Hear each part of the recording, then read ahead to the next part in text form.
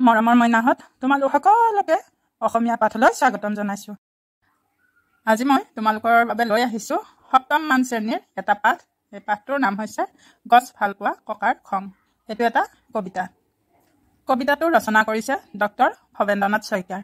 ইয়াত মই প্ৰায়বোৰ প্ৰশ্ন উত্তৰে লৈ আহিছোঁ। আশা কৰিছোঁ তোমালোকে ভাল পাবা। প্ৰথম প্ৰশ্নৰ পৰা, গছ ভাল পোৱা ককাৰ খং কবিতাটি কোনে ৰচনা কৰিছে? উত্তৰ, গছ ভাল পোৱা ককাৰ খং কবিতাটি ডক্টৰ ভৱেন্দ্ৰনাথ শইকীয়াই ৰচনা কৰিছে। পিছৰ প্ৰশ্ন, ভৱেন্দ্ৰনাথ শইকীয়াৰ এখন বিখ্যাত অনাতাঁৰ শিশু নাটৰ নাম লিখা। উত্তৰ, ভৱেন্দ্ৰনাথ শইকীয়াৰ এখন বিখ্যাত অনাতাঁৰ শিশু নাট হৈছে শান্ত শিষ্ট হৃষ্টপুষ্ট। ডক্টৰ ভৱেন্দ্ৰনাথ শইকীয়াই শিশু কল্যাণৰ বাবে গঠন কৰা অনুষ্ঠানটোৰ নাম কি?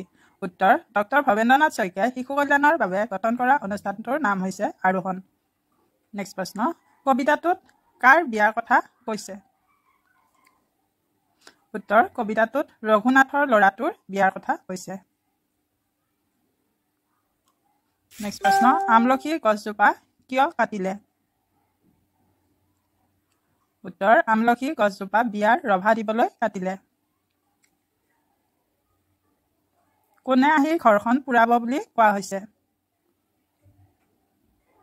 উত্তৰ, বোৱাৰীয়ে আহি ঘৰখন পুৰাব বুলি কোৱা হৈছে।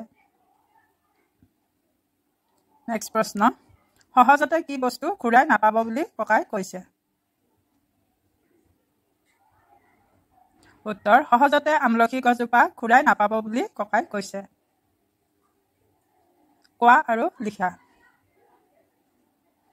বিয়া খাবলৈ আহি ককাৰ কিয় খং উঠিছিল?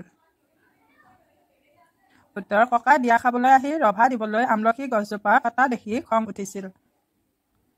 বিয়া ঘৰত ককাই কিয় একো নাখালে? উত্তৰ, বিয়া ঘৰত ককাই আমলখি গছজোপা কাটি দিয়া বাবে একো নাখালে। খং উঠাৰ পাছতো ককাই দৰাক কি দিব বিচাৰিছিল? উত্তৰ, খং উঠাৰ পাছতো ককাই দৰাক এজোলোকা আশীৰ্বাদ দিব বিচাৰিছিল। তলৰ কবিতা ভাষী গদ্য ৰূপত লিখা। আলহী অতিথি যাব, ৰভা নাইকিয়া হ'ব, বোৱাৰীয়ে আহি ঘৰখন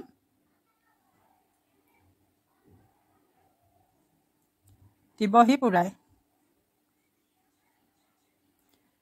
পিছে কোৱাচোন ৰঘুনাথ, আমলখি গছজোপা সহজতে পাবানে ঘূৰাই? উত্তৰ, আলহী অতিথি যোৱাৰ পাছত ৰভাখন নাইকিয়া হ'ব, বোৱাৰীও আহি ঘৰখন পুৰাই দিব। তেতিয়া ককাই ক'লে যে ৰঘুনাথ, কোৱাচোন সহজতে আমলখি গছজোপা আৰু ঘূৰাই পাবা জানো? কবিতাটোৰ মূল ভাৱ লিখা। উত্তৰ, ৰঘুনাথে নিজৰ পুতেকৰ বিয়াৰ কাৰণে ৰভা দিব লাগে, কিন্তু অসুবিধা হোৱা বাবে ৰভা দিয়া ঠাইত থকা আমলখি গছজোপা কাটি পেলালে। সেই গছজোপা কটা দেখি গছ ভাল পোৱা ককা আৰু তেওঁ ৰঘুনাথৰ পুতেকৰ বিয়ালৈ আহি নিজৰ খং আৰু মনৰ ভাৱ ৰঘুনাথৰ আগত খং কৰি কয় যে কটা আমলখিজোপা নাযাব। তেওঁ বিয়াত লুচি ভাজি একো নোখোৱাকৈ দৰাক আশীৰ্বাদ দি গুচি গ'ল। কবিতাটোত প্ৰকৃতি প্ৰেম প্ৰকাশ পাইছে। বাক্য ৰচনা কৰা। এজোলোকা, আলহী অতিথি, সহজতে ৰভা, এজোলোকা, বিয়ালৈ গৈ কবিয়ে দৰাক এজোলোকা আশীৰ্বাদ দিলে। আলহী অতিথি, বিয়া সবাহত ঘৰখন আলহী অতিথিৰে ভৰি পৰে। সহজতে, হেৰাই যোৱা সুবিধা সহজতে ঘূৰাই পোৱা নাযায়। ৰভা, বিয়া সবাহত গাঁও অঞ্চলত একোখন ৰভা দিয়া হয়। ক অংশৰ লগত খ অংশৰ অৰ্থ মিলাই থকা শব্দবোৰ আঁচ টানি মিলোৱা। ক অংশ বাওঁহাতে লিখা হৈছে আৰু খ অংশ সোঁহাতে লিখা হৈছে। বাওঁহাতে শব্দবোৰ দিয়া হ'ব, সোঁহাতে অৰ্থবোৰ দিয়া হ'ব। ৰভা, ৰভা মানে হৈছে কোনো অনুষ্ঠানৰ বাবে অস্থায়ীকৈ নিৰ্মাণ কৰা চালি। দৰা শব্দৰ অৰ্থ হৈছে বৰ। গছ শব্দৰ অৰ্থ হৈছে বৃক্ষ। সমাৰ্থক শব্দ কেইটা। ঔষধ শব্দৰ সমাৰ্থক শব্দ হৈছে দৰৱ। অতিৰিক্ত প্ৰশ্ন। যাদৱ পায়েঙক কোনে কেতিয়া ভাৰতৰ অৰণ্য মানৱ উপাধি প্ৰদান কৰে? উত্তৰ 2012 চনৰ 22 এপ্ৰিল তাৰিখে জৱাহৰলাল নেহৰু বিশ্ববিদ্যালয়ে যাদৱ পায়েঙক ভাৰতৰ অৰণ্য মানৱ উপাধি প্ৰদান কৰে। ধৰিত্ৰী দিৱস কেতিয়া পালন কৰা হয়? উত্তৰ ধৰিত্ৰী দিৱস 22 এপ্ৰিল তাৰিখে পালন কৰা হয়। বিশ্ব বন দিৱস কেতিয়া পালন কৰা হয়?